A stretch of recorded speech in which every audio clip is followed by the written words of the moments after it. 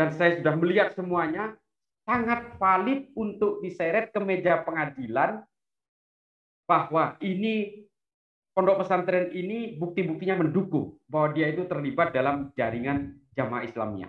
Ini fix. Artinya secara hukum ini sudah memadai. Ini pun masih disalah-salahi.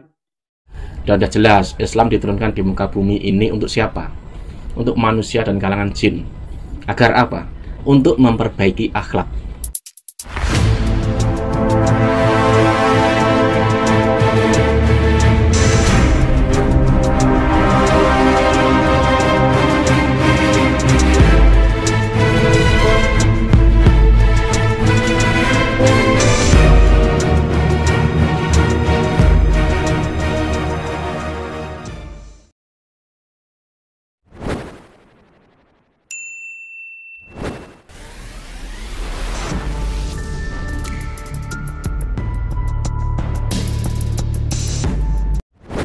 Jadi sebenarnya yang paling pas Habib Nur Zaman ya, karena Habib Nur Zaman ini adalah Korstafsus Kementerian Agama, dan ini sekarang menjadi leading sektor dari soal kurikulum ini bersama Kemendikbud. Tapi memang saya tahu persis, saya terlibat di sini bahwa memang sekarang Kemenang berusaha untuk sedang memasukkan beberapa poin-poin moderasi agama di dalam kurikulum ya. Saya tahu persis karena saya juga terlibat dalam FGD pada beberapa kesempatan, 1, 2, 3 kali saya sudah terlibat dalam FGD itu bersama Kemendikbud juga, dan juga melakukan kontrol terhadap buku-buku. Jadi ya Inora tadi sudah ini ya, tapi saya sedikit bukan membantah, bukan melakukan pembelaan diri, tapi memang secara hukum negara kita memang berbeda. Kalau kita melakukan hal-hal seperti yang terjadi di Mesir, mungkin kita tidak bisa, karena memang Mesir banyak sekali mengadopsi hukum-hukum dari Inggris kalau tidak salah ya, hukum kenegaraannya, tapi kita menggunakan hukum Belanda di mana ada banyak sekali batasan-batasan soal penangkapan dan sebagainya. Itu memang kita terbelenggu oleh persoalan yurisdiksi dan juga persoalan yuridis. Nah, ini juga menjadi suatu permasalahan tersendiri di kita. Kemudian soal persoalan yuridis ini menjadi suatu batasan-batasan sehingga kita tidak bisa berbuat apa-apa. Sebenarnya kita bisa saja menggunakan tangan besi seperti undang-undang subversif pada zaman Orde Baru ya. Tapi ini kan sekarang zamannya sudah berbeda. Ini MRS saja, ini membubarkan FPI, membubarkan HTI saja, ini polemiknya sangat berkepanjang. Memenjarakan MRS saja, ini nggak selesai-selesai. Pertarungan di media sosial dan juga pertarungan pada tataran politik, ini juga belum selesai juga. Ini salah satu contoh ya. Saya juga sebagai salah satu yang bergerak dalam gerakan kontraradikal dan juga deradikalisasi, ini juga sering kali menemukan konten-konten di media sosial yang sifatnya agitatif, menghasut. Tapi kemudian ketika kita melaporkan kepada pihak polisi, polisi juga tidak bisa melakukan penangkapan, satu, karena memang tidak didukung oleh bukti yang kuat misalnya. Ini salah satu contoh. Kalau pada tataran pemerintahan, ini juga tidak gampang juga, karena pemerintah juga harus melakukan kalkulasi politik. Kalau ini dilakukan, gelombangnya seperti apa? Ini kan menjadi suatu persoalan tersendiri ketika kita ini, sama seperti zaman Khulafaur Rasyidin. Saya menganggapnya begini, ketika pasca Nabi wafat, ada semacam try and error dari sistem politik di Madinah ketika itu. Pembunuhan-pembunuhan terhadap Sayyidina Utsman, Sayyidina Umar, Sayyidina Ali dan sebagainya itu adalah semacam try and error dari sistem politik di Madinah ketika itu. Itu juga sama terjadi di Indonesia.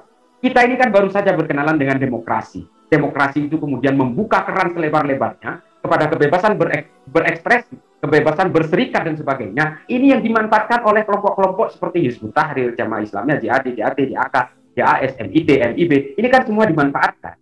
Sementara kita hanya baru bisa taruhlah seperti FPI dan HTI yang baru kita ini ya, yang baru kita ringkus lah kasar ini. Tapi yang lain ini kan bergerak secara klandestin yang memang susah untuk diatasi. Ini kan sekarang orang-orang HTI ini masih hidup, organisasinya dibubarkan, tapi orang-orangnya masih bergerilya di bawah permukaan tanpa embel-embel HTI. Ini kan sulit sekarang. Kalau ini ditangkap karena menyuarakan khilafah misalnya, tapi tanpa ada pembuktian terhadap pelanggaran hukum normatif, ini kan susah. Ini hukum di Indonesia ini memang agak unik-unik. Kalau kata anak sekarang, unik-unik ngehe ini. Kita sendiri gregetan, sama. Kita gregetan. Tapi kemudian ini gejolaknya kan luar biasa. Kita nangkap MRS, kita nangkap pentolan FPI saja, digorengnya sudah kemana-mana. Sampai Dzurriyyah Kanjeng Nabi dibawa di pengadilan, eksepsi dan sebagainya. Ini kan semua upaya-upaya dari politisasi agama yang membungkus kejahatan-kejahatan dengan jubah agama. Ini paling berat, memang. Berat sekali. Ini Kang Zaman kan udah nggak ada aja. Saya Kang Zaman ini partner in fight ini sebenarnya. Ini teman saya dalam berjuang ini dari hutan ke hutan, dari pedalaman ke pedalaman. Kita sudah merasakan bagaimana resistensi masyarakat ketika kita menyuarakan moderasi agama, itu resistensinya luar biasa. Saya kira begitu ya. Ini ada salah satu contoh, ini mungkin jadi bahan untuk Kiai Nora ya tadi. Ini salah satu contoh saja bahwa ini salah satu contoh dari upaya penindakan yang dilakukan oleh Densus 88 di Jogja kemarin. Ini salah satu contoh saja. Penggeledahan pondok pesantren di Jogja kemarin itu, ini kan menjadi polemik dan digoreng kemana-mana. Ini salah satu contoh. Muhammadiyah itu sendiri menentang itu. Padahal pondok pesantren itu sudah lama keluar dari tarjihnya Muhammadiyah. Ini menjadi pertentangan karena Densus 88 dianggap menggeledah pondok pesantren. Ini ditentang oleh banyak pihak dan digoreng kemana-mana. Padahal ini kan pengembangan dari orang yang ditangkap sebelumnya. Orang-orang yang ditangkap dari sebelumnya itu kemudian clue-nya itu kepada pondok pesantren itu. Dan saya sudah melihat bukti-buktinya. Ini fix beririsan dengan kelompok Jamaah Islamiyah. Sangat fix. Dari semua orang yang ditangkap sebelumnya mengarahkan bahwa dia mendapatkan kajian dan keterpaparan mereka itu kepada kelompok teroris itu dari pondok pesantren itu. Ini kan sebenarnya secara normatif sudah benar. Kemudian Densus 88 melakukan penggeledahan, menyita semua barang bukti, ini pun masih dianggap salah. Ini Kiai. Jadi ini adalah salah satu contoh ya, salah satu contoh dari upaya penindakan yang dilakukan oleh Mabes Polri, itu pun salah, padahal buktinya sudah memadai.